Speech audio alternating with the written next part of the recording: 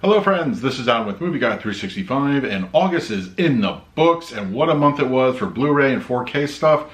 So here's everything I picked up in those formats in the month of August.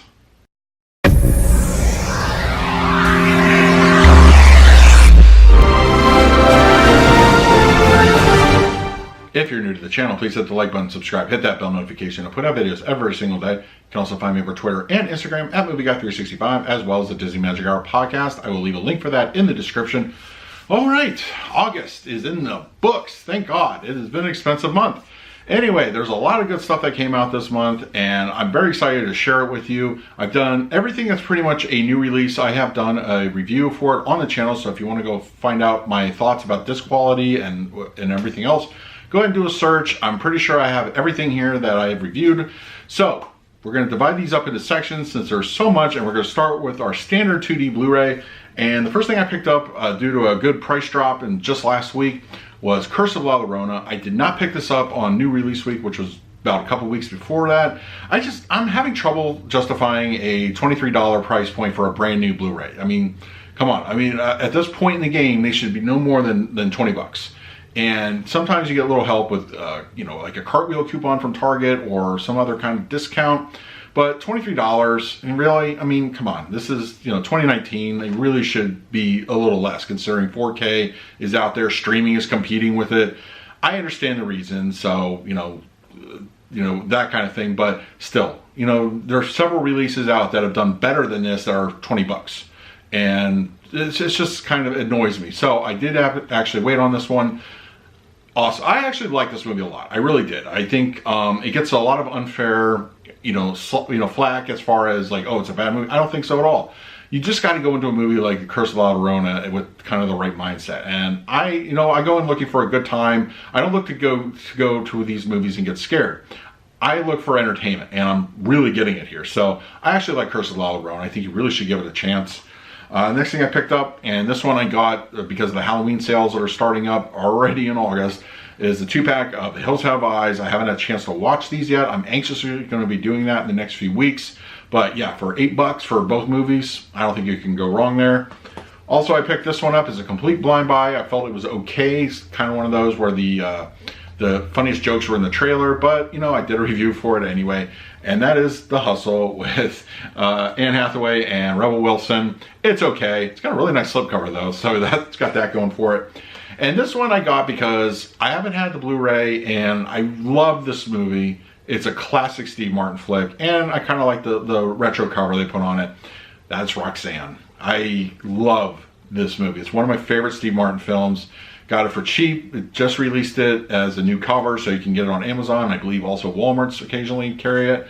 But Roxanne, you can't do worse than that.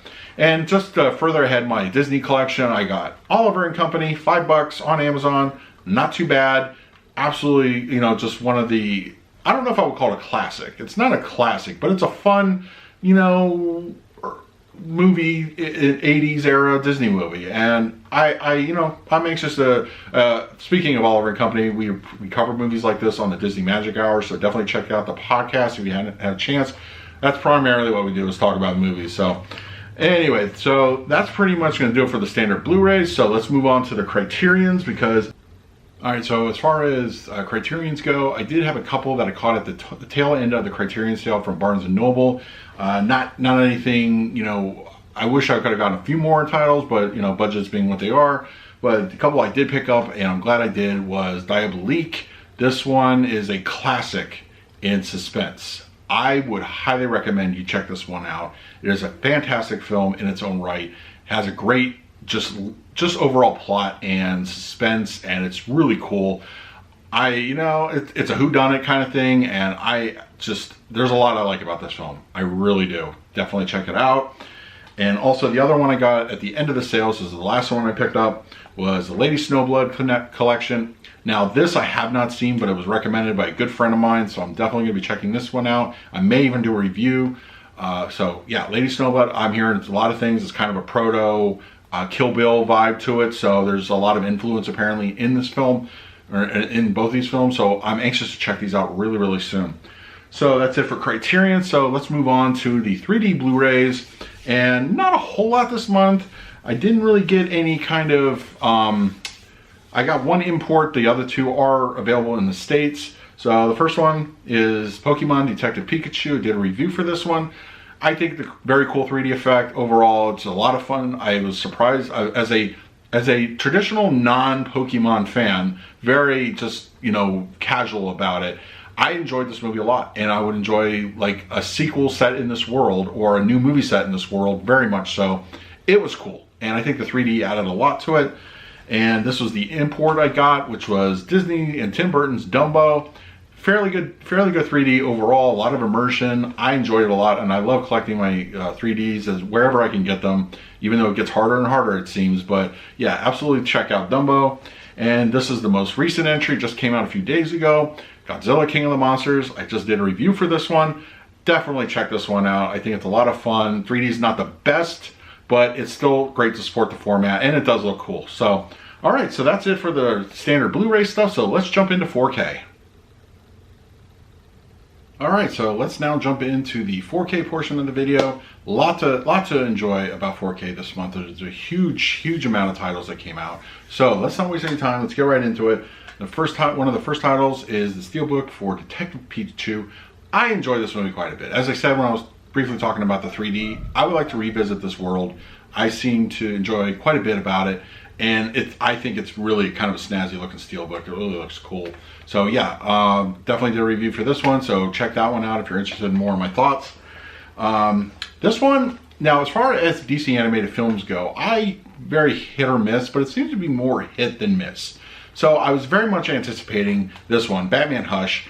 I think the art was great. I think the HDR was pretty good. I liked the disc, but the story I felt was a little bit on the weak side. I think they changed too much out of the source material, and it didn't overall work for me. And I think it was, you know, maybe just coming off the high of Batman versus Teenage Mutant Ninja Turtles. I know it's a kind of a different thing, but it's still DC animated. I enjoyed the hell out of this one. This one just felt like they were trying to be too serious and trying to change things for the sake of changing them. I don't know. Overall, it was okay, but but it's still a decent looking 4K disc. Another one, I just did a review of this one earlier today, as a matter of fact, and that is Stand By Me in 4K. Yes, get it. It's worth the upgrade, and it's a classic film by Rob Reiner. I think if you've seen this one, you know what I'm talking about, but the HDR does this thing a lot of justice.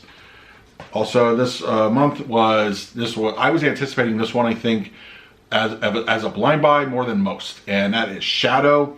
I enjoyed the hell out of this one. Yes, it's a little bit of a slow burn, but I think it's worth it if you are into like any kind of foreign cinema.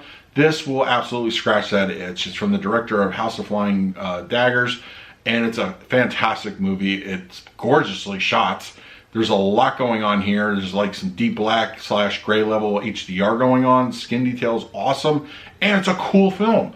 I loved it. I really enjoyed it. You should definitely check out Shadow. And it's got probably one of my favorite slipcovers so far of 2019. Also, I just did a review of this one recently, and that is Elton John's biopic, Rocket Man. As you can see, the Steelbook edition here from Best Buy.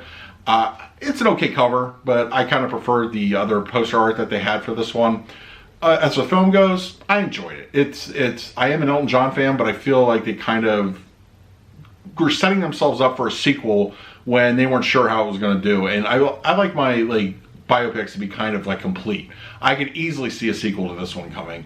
And if they do, hopefully it covers a little bit more of the positive aspects of his life. But overall, I did enjoy Rocket Man.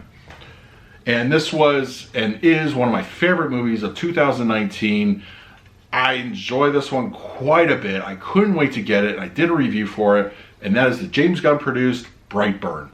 Absolutely worth checking this one out. If you are on the fence about it, it's an evil Superboy origin story. I dug it. I really did like it. And it's a fun film.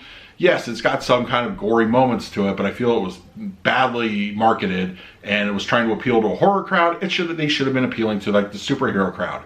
I think it would have done better. You know, kind of take a chance on that genre. And, you know, shoving it down that particular horror kind of label, I think did the movie a disservice, but it's a cool movie. It really is. And also, I've been looking forward to this one for quite a bit. I did a review for it earlier this week. Apocalypse Now in 4K. Yes, absolutely yes. If you are a fan of this film, upgrade immediately. Doesn't have the best packaging, unfortunately. It's kind of a loosey-goosey, you know, pack here. Slipcover should have been included with this or something. You know, come on. We're at a point now where packaging should be a no-brainer. This is almost just badly warranted here. Anyway, the movie itself in 4K, absolutely check it out. And let's see here. Now, this is was a huge Marvel month, obviously, being just a ton of Marvel stuff came out on August 13th. So let's go through all of it. And of course, the original Iron Man full steelbook. Now I did reviews for all of these, so I'm not gonna go into full detail about what, you know, all that kind of stuff. But yes, Iron Man, the original in 4K. Yes, you should own it. and Avengers Endgame, my favorite movie of 2019 so far. Love this film. When I watched it at home several times already, it's even better every time. And I absolutely I can't wait to watch it. I got a new TV coming up, and this is going to be the first one that I watch on that new TV. I can't wait. I'm excited. So yes, Steelbook edition of that one. And of course we have Iron Man 3 here. You know, I think this one, you know, is my least favorite of the Iron Mans personally, but there's still a lot of stuff to like here. I think the picture quality is great. It's got some good moments as far as storytelling goes, but yeah, it's probably my least favorite. But you know what? It's Marvel MCU, it's 4K, absolutely getting this one. And of course, speaking of not the greatest, Thor the Dark World, which kind of reached a little bit of a legitimacy with Avengers Endgame. But you know what? I'm not gonna have any odd man out of my 4K collection, so definitely.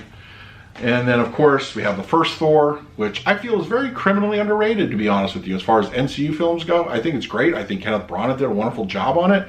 And I have a lot more to say on that review, so check that one out if you want to hear my thoughts on it. But yeah, looks good on 4K. And of course, Iron Man 2, which I have a soft spot for. My favorite armor is the Silver Centurion armor from the comics. We get a glimpse of it, obviously on the cover. But, you know, I would have loved a whole movie with it, but maybe I was just being greedy. But you know what? I still have it. I like this movie a lot. I have a lot of fun with Iron Man 2. And the last thing I want to show off for August is a generous gift from a subscriber, Drew. Thank you again. I highlight this one in my anniversary video, so you can check that one out. It was a couple weeks ago. But yeah, this was an awesome gift from a subscriber. The Avengers 4K box set. Oh my God, Steelbooks, awesome. I do a full unboxing, so if you want to check that out, head on over to that video. I'll try to put that in the description if I can. So yes, that was August haul. Very heavy month overall, but nothing compared to what September is looking like. September, that looks like it's going to be an expensive one. So let me know in the comments below, what did you pick up in the month of August? Go ahead and share that with me. And in the meantime, please like, subscribe, hit that bell notification. I put out videos every single day. So until next time, this is Adam with Movie Guy 365. I will see you at the movies.